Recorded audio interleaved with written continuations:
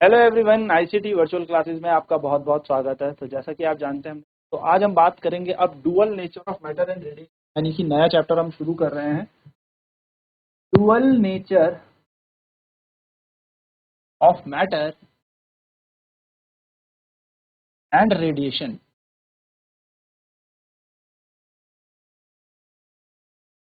यानी कि पदार्थ और विकिरण दोहरी प्रकृति। पदार्थ और विकिरण की दोहरी प्रकृति। तो जैसे कि लाइट जो है, यानी कि जो प्रकाश है, ये एक टाइम पर दोनों तरीके का नेचर शो करती है। लाइट के पास, यानी कि प्रकाश के पास दोहरी प्रकृति है। Light has dual character. प्रकाश दोहरी प्रकृति दिखाता है।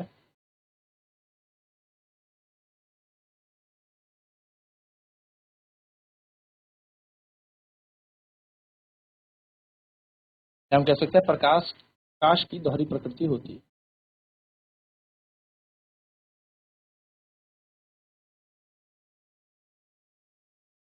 उसी प्रकार से कहते हैं मैटर की भी, यानी कि पदार्थ की भी दोहरी प्रकृति। इस चीज को प्रूफ करने के लिए अब हमारे पास आता है सबसे पहले फोटो इलेक्ट्रिक इफेक्ट, यानी कि प्रकाश का वैद्युत प्रभाव। इस पर बहुत ही इंपॉर्टेंट एक क्वेश्चन बनेगा। पर ध्यान, क्या पढ़ेंगे हम यहाँ पर? प्रकाश का वैद्युत प्रभाव।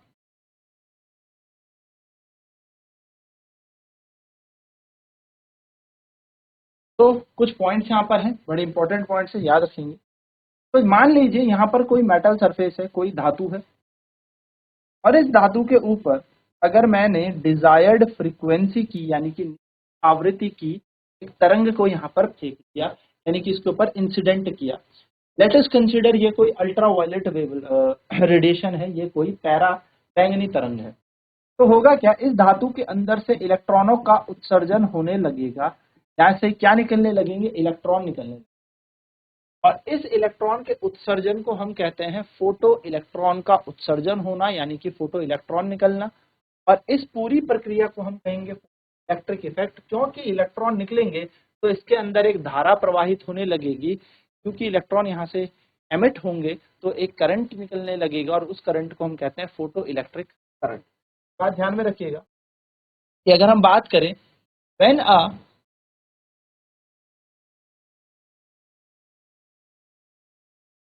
अ light radiation of high frequency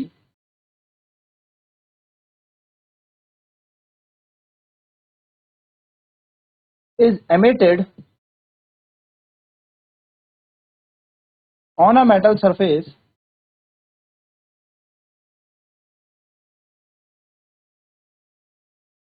electron, या हम कह सकते हैं emission of electrons takes place, which are called photoelectron,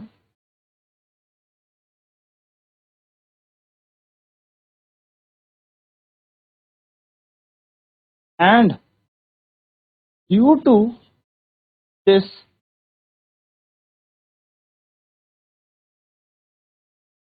an electric current flows in the metal, which is called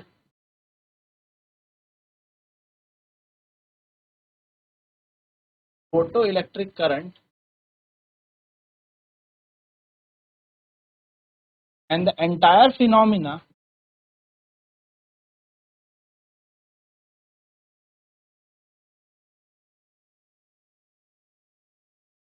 and the entire phenomena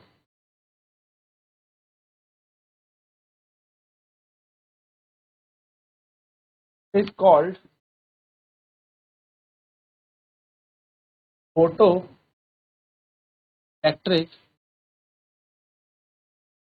effect. क्या कह रहे हैं हम? जब एक लाइट रेडिएशन हाई फ्रिक्वेंसी, यानी कि जब एक उच्च आवृत्ति की कोई प्रकाश की किरण धातु की सतह पर इंसिडेंट होगी, यानी कि आपतित होगी, तो एमिशन होगा यहाँ से इलेक्ट्रॉन का, यानी इलेक्ट्रॉनों का उत्सर्जन होगा। और ये जो इलेक्ट्रॉन यहाँ से उत्सर्जित करेंगे, इनको फोटो इलेक्ट्रॉन हम कहेंगे। और इसके कारण होगा क्या, एक इलेक्ट्रिक करंट यानी कि विद्युत धारा इस धातु के अंदर प्रवाह करने लगेगी, जिसको हम फोटो इलेक्ट्रिक धारा कहेंगे, या हम कह सकते हैं प्रकाश की विद्युत धारा। और इस पूरी की पूरी प्रक्रिया को हम कहेंगे प्रकाश का विद्युत प्रवाह। तो लिख भी लेते हैं, जब एक निश्चित आवृत्ति की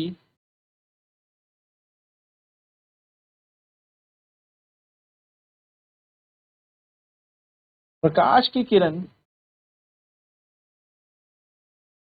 किसी धातु की सतह पर पड़ेगी,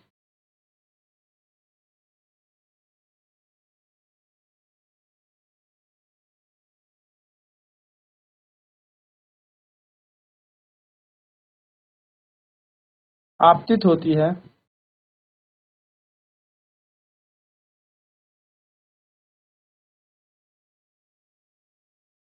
तो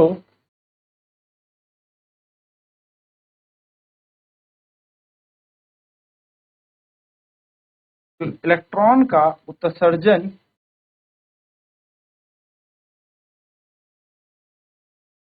होता है, जिसे फोटो इलेक्ट्रॉन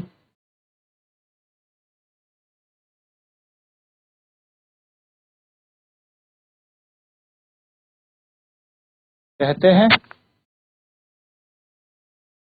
और धातु में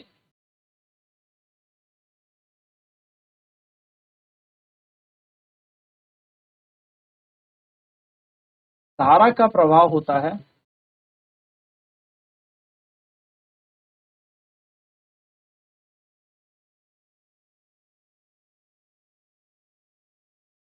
जिसे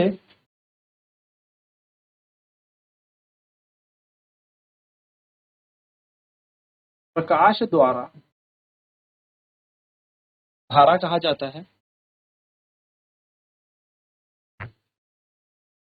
और इस पूरी प्रक्रिया को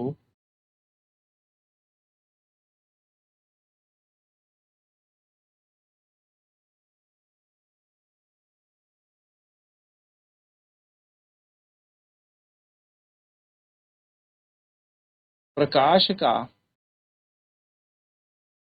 विद्युत प्रभाव कहा जाता है। तो ये है पूरी की पूरी इसकी डेफिनेशन। फटाफट नोट करें, फिर बढ़ते हैं। तो जब यहाँ से हम क्या करेंगे, साइड फ्रीक्वेंसी को हिट करेंगे, तो जैसे हम यहाँ पे बोले electric current flows in the metal which is called photo electric current, यानी कि जो धारा बेसिकली हमारे से बह रही है उसको हम क्या कहते हैं, तो हम बात करेंगे फोटो इलेक्ट्रिक करंट बोलेंगे, धारा कहेंगे। तो याद रखेंगे, दिस इलेक्ट्रिक करंट जब फ्लो करने लगेगा तो हम बोलते हैं फोटो इलेक्ट्रिक करंट, यानी कि जब भी एक निश्चित आवृत्ति की प्रकाश की किरण किसी धातु की सतह पर आपतित होती है, तो इलेक्ट्रॉन का उत्सर्जन होता है। और क्योंकि इलेक्ट्रॉन का उत्सर्जन होगा, इस इलेक्ट्रॉन के उत्सर्जन के कारण एक धारा प्रवाहित करने लगेगी, तो हम प्रकाश द्वारा धारा कह सकते हैं, प्रकाश की विद्युत धारा। तो इसे नोट करें से। और धातु में जो धारा प्रवाह करती है प्रकाश द्वारा धारा कहते हैं, या प्रकाश की द्वारा कहेंगे। एंड देन उसे यहाँ पर हम कहेंगे कि इस पूरी प्रक्रिया को प्रकाश का विद्युत प्रभाव हम कहते हैं। तो हमें क्या चाहिए, हमने यहाँ पर दो तीन चीजें देखी। एक मेटल सरफेस चाहिए, धातु चाहिए, एक हाई फ्रीक्वेंसी की क्या चाहिए, किरण चाहिए, यानी कि एक इंसिडेंट रे चाहिए, एक हाई फ्रीक्वेंसी की आपतित किरण।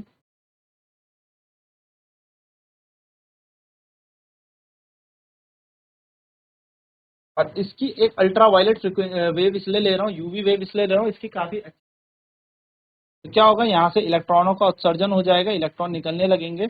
और यहाँ पर याद रखेंगे ये हर धातु में होगा, हर धातु पे ऐसा ही। अब सर इसके कुछ नियम होते हैं, थोड़ा सा उनकी बात कर लेते हैं और कुछ पॉइंट्स डिस्कस कर लेते हैं। तो सबसे पहला यहाँ पर हम नियम जो पढ़ने वाले हैं, हम लिखते हैं laws of photoelectric effect. ये नियम हमें ध्यान से याद रखने हैं। यानी कि प्रकाश के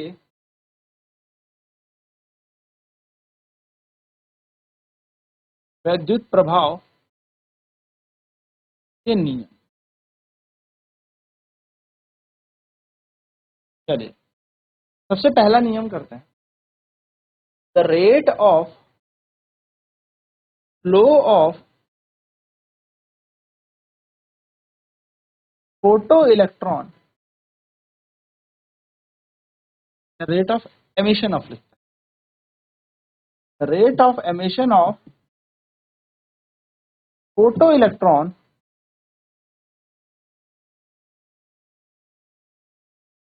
the rate of emission of photoelectron depends on the intensity of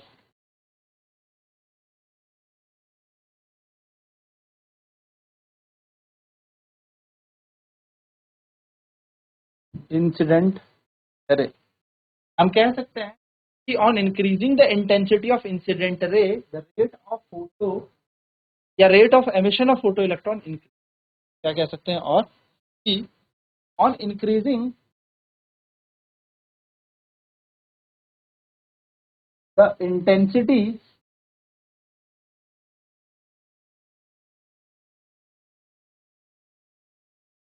of incident ray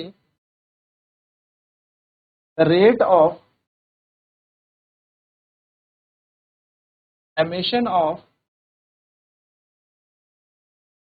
photoelectron increases। यानी कि आपतित किरण की तीव्रता बढ़ाने पर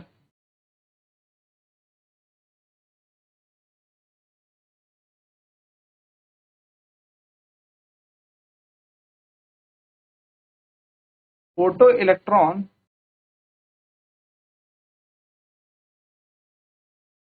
के उत्सर्जन होने की दर बढ़ जाती है।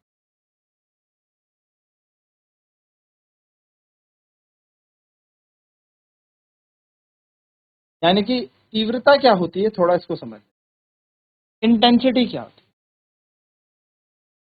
इंटेंसिटी का मतलब होता है कितनी पावर कितने एरिया पर गिर रही है, the power per unit area. तीव्रता का मतलब होता है कितनी क्षमता कितने क्षेत्रफल के ऊपर, यानी कि कितनी शक्ति हम कह सकते हैं, कितने क्षेत्रफल के ऊपर गिर रही। यानी कि जितनी ज्यादा लाइट होगी, जितनी ज्यादा शक्ति क्षेत्रफल पर गिर रही होगी, उतना ज्यादा इलेक्ट्रॉनों का उत्सर्जन होगा। ये हमारा पहला नियम है। This is first law of photoelectric effect. चलिए फटाफट से इसे लिखूं। हम कह सकते हैं इंटेंसिटी बढ़ाने पर रेट ऑफ फ्लो बढ़ जाएगा या रेट ऑफ एमिशन बढ़ जाएगा, उत्सर्जन की दर बढ़ जाएगी। दर का मतलब नंबर ऑफ इलेक्ट्रॉन ज्यादा उत्सर्जित होंगे। तो जितनी ज्यादा आप इंटेंसिटी बढ़ाएंगे, तो दूसरा नियम हमारा क्या कह रहा है, maximum kinetic energy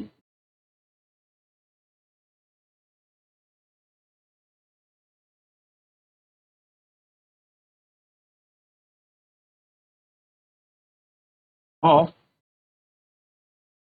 photo electron does not depend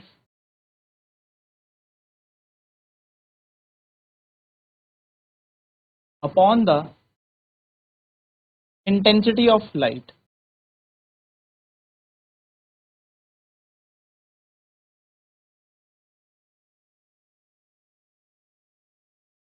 कि जितनी ज्यादा हमारी अधिकतम गतिज ऊर्जा जो होगी वह हमारी तीव्रता पर निर्भर नहीं करती। उत्सर्जित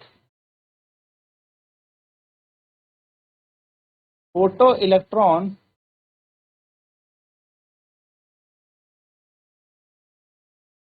की गतिज ऊर्जा, हम कह सकते हैं अधिकतम गतिज ऊर्जा,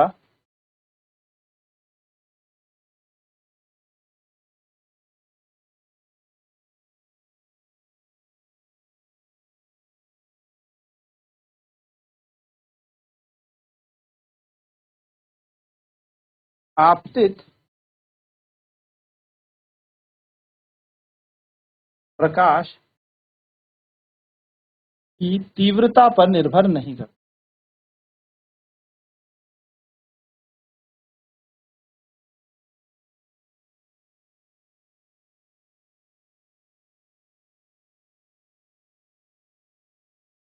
यानी कि जितनी ज्यादा आप इंटेंसिटी बढ़ाते जाओगे इलेक्ट्रॉन का जो एमिशन है होगा वो उसी तरीके से। देखो इंटेंसिटी बढ़ाने पर पहले मान लो जैसे 2 इलेक्ट्रॉन निकल रहे थे, लेकिन जैसे आपने इंटेंसिटी बढ़ा दी इलेक्ट्रॉन का एमिशन ज्यादा हो जाएगा, यानी कि क्या निकल जाएगी, दर बढ़ जाएगी।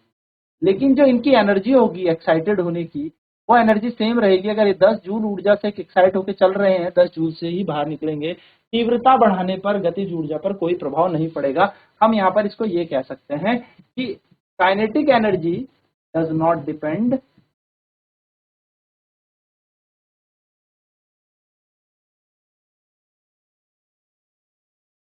On the intensity of incident light.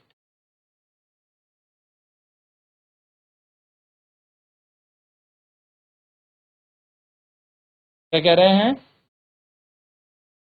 गतिज ऊर्जा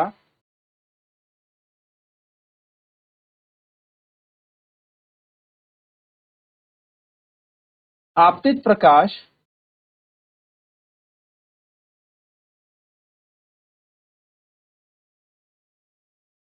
की तीव्रता पर निर्भर नहीं करता।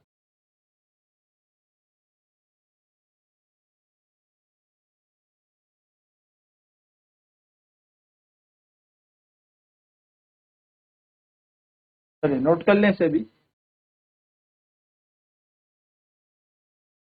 तो गतिज ऊर्जा किस पर डिपेंड नहीं करती, हमारी आपतित किरण की तीव्रता पर। तीसरा नियम हमारा कहता है अगर आपको गतिज ऊर्जा बढ़ानी है किसी इलेक्ट्रॉन की, अगर आपको बहुत तेज है तो आपको क्या करनी पड़ेगी, फ्रीक्वेंसी बढ़ानी पड़ेगी। यानी कि kinetic energy of photo electron depends upon the frequency of incident. अगर आप आपतित किरण की आवृत्ति बढ़ा देंगे तो गतिज ऊर्जा बढ़ेगी।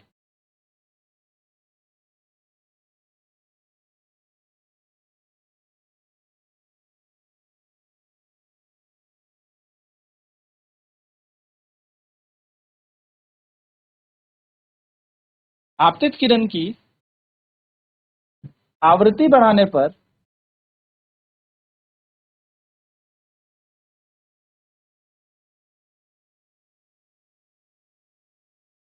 फोटो इलेक्ट्रॉन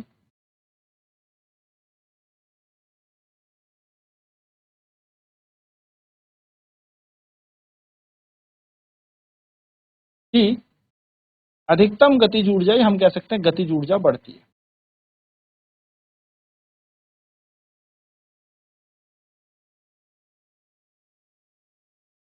यानी कि आप क्या बढ़ा दें, फ्रीक्वेंसी बढ़ा दें तो काइनेटिक एनर्जी बढ़ जाएगी। यानी कि काइनेटिक एनर्जी किस पर डिपेंड कर रही है, गतिज ऊर्जा किस पर निर्भर कर रही है, आवृत्ति पर निर्भर कर रही है।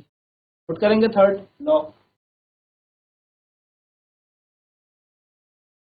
तो यह है बेसिकली 3 नियम। अब 2 नियम और बचे हैं, उसके लिए हमें जानना पड़ेगा पहले वर्क फंक्शन को, कार्यफलन को, क्या होते हैं कार्यफलन, और हमें जानना पड़ेगा देहली आवृत्ति, यानी कि अभी हमें बात करनी पड़ेगी फ्रीक्वेंसी की, हमारी मिनिमम फ्रीक्वेंसी क्या होती है जिससे हमें एमिटेड करना होगा इलेक्ट्रॉन। तो बात करेंगे इसे अगली क्लास में। आज की क्लास में इतना ही। आईसीटी वर्चुअल क्लासेज में जुड़ने के लिए धन्यवाद। आपका दिन शुभ।